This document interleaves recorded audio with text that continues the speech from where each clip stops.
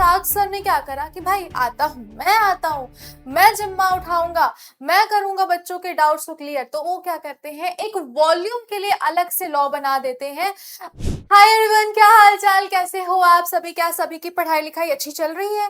क्या तुम बिल्कुल फिट एंड फाइन हो? बिल्कुल नहीं हो तो भाई ऐसे नहीं चलेगा, आपको फिट एंड फाइन रहना पड़ेगा और मन लगा के पढ़ना भी पड़ेगा।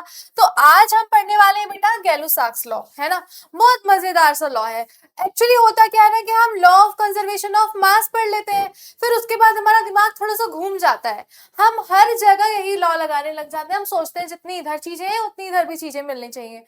तो गैलो-साक्स सर ने क्या करा कि भाई मैं आता हूँ, मैं जिम्मा उठाऊंगा, मैं करूंगा बच्चों के डाउट्स को क्लियर। तो वो क्या करते हैं, एक वॉल्यूम के लिए अलग से लॉ बना देते हैं। तो आ जाओ देखते हैं क्या कहना चाहता है ये लॉ, ठीक है। ओके भाई, जोसेफ लुइस गैलो-साक्स सर ये बोल रहे थे भाई कि this law was given by of course in 1808। He observed that when gases combine or are produced in a chemical reaction, ठीक है। सबसे पहले तो यहाँ पे कंडीशन लग गई बेटा कि ये जो लॉ है ये सिर्फ और सिर्फ गैसेस के लिए लगेगा, है ना। गैसेस के लिए ही ये लॉ आपका एप्लीकेबल है। सेकेंड पॉइंट यहाँ पे ये हुआ कि जो गैसेस रिएक्शन में जा रही है उन्हीं के लिए एप्लीकेबल है। गैसेस गोइंग इन रिएक्शन, ठीक है। जब रिएक्शन में हर एक मीडियम बेटा आपका गैसियस स्टेट में प्रेजेंट हो तो वहां पे इस लॉ को तुम चिपका देना यार, ठीक है। तो क्या कह रहे थे कि हाँ, produced in a chemical reaction they do so in a simple ratio in of volume provided all gases are at the same temperature and the same pressure, ठीक है। एक और कंडीशन लिख दिया जाए कि यहाँ पर हर एक गैस का टेम्परेचर सेम होना चाहिए, टेम्परेचर सेम होना चाहिए। ऐसे नहीं चलेगा, एक गैस तुम लेकर आ रहे हो 50 डिग्री सेल्सियस पे, एक लेकर आ रहे हो -50 डिग्री सेल्सियस पे, ऐसे नहीं चलेगा यार। तो टेम्परेचर और प्रेशर, एंड लगाती हूँ ना, and pressure should be constant, है ना, शुड बी कांस्टेंट। तीन हमने कंडीशन लगा दी, उसके बाद अब ये जो लॉ है आपका बहुत आसान सा हो जाता है, कांस्टेंट, ठीक है, आसान सा हो जाता है। 100 ml of hydrogen combined with 50 ml of oxygen to give 100 ml of water। आज तक आप लोगों को लगता रहा होगा कि मैम यहाँ पे अगर हमने H2 ले लिया और O2 ले लिया और इससे मिलकर बना हमारे पास H2O, हर एक चीज गैसियस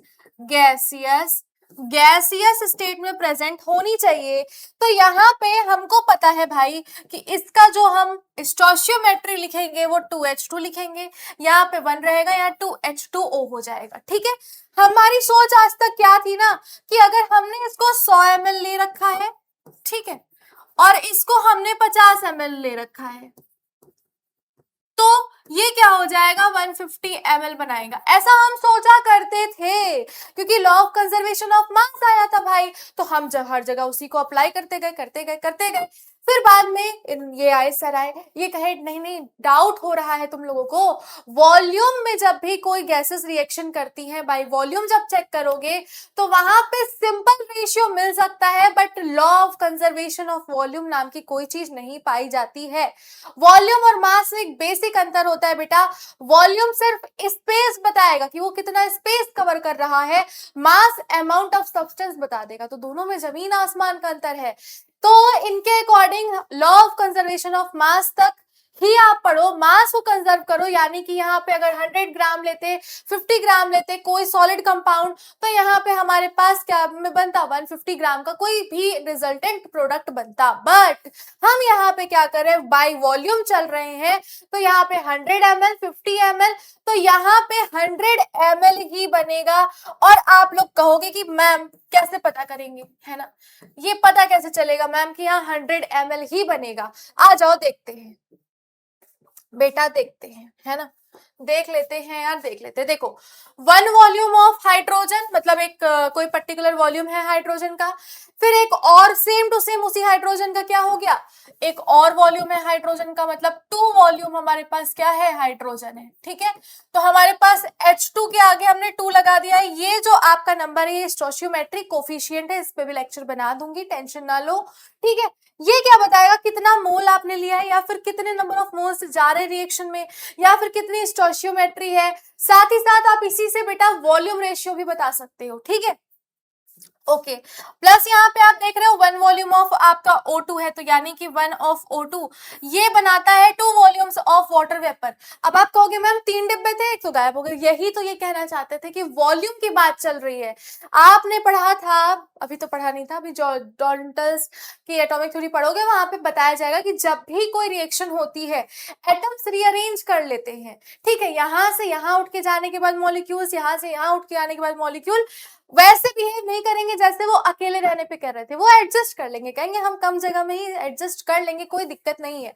तो यहाँ बन जाएगा 2H2O। ठीक है, अब आपको पीछे दिया गया है कि भाई यहाँ पर अगर वॉल्यूम रेशियो में निकालू, ठीक है, या फिर स्टोइचियोमेट्रिक कोफिशिएंट रेशियो की बात कर लो, या फिर मोलर रेशियो की बात कर लो, या फिर वॉल्यूम रेशियो की बात कर लो, तीनों के लिए अगर मैं बोलूं तो रेशियो निकालो। कैसे निकालोगे, 2:1। ठीक है, ये रिएक्टेंट के साइड है, प्रोडक्ट के साइड क्या बन रहा है, 2 बन रहा है। ठीक है, अच्छा, अगर 2 जो वॉल्यूम है आपका, ये आपको पता चल गया कि ये 100 ml है, तो मुझे बताओ 1 वॉल्यूम कितना होगा।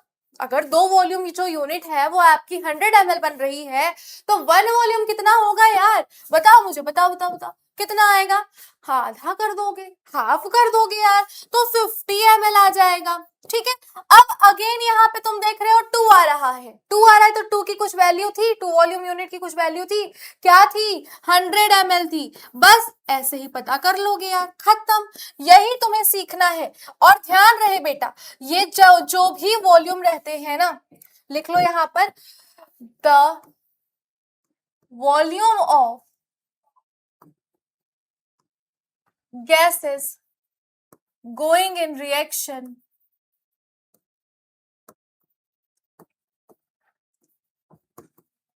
are found to be in simple whole number ratio।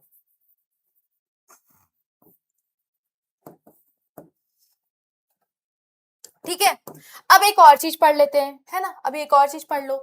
जैसे हमारे पास एक रिएक्शन होती है, N2 ले लिया हमने, H2 ले लिया बेटा, यहाँ हमारे पास बन गया 2NH3। ठीक है, बैलेंस नहीं है ना, बताओ 6 यहाँ पे हाइड्रोजन है, यहाँ पे तो 2 ही है, तो यहाँ पे 3 लगा दिया। ठीक है, क्या नाइट्रोजन बैलेंस है, बिल्कुल बैलेंस है, पक्का ना, देख लो एक बार, चेक कर लो।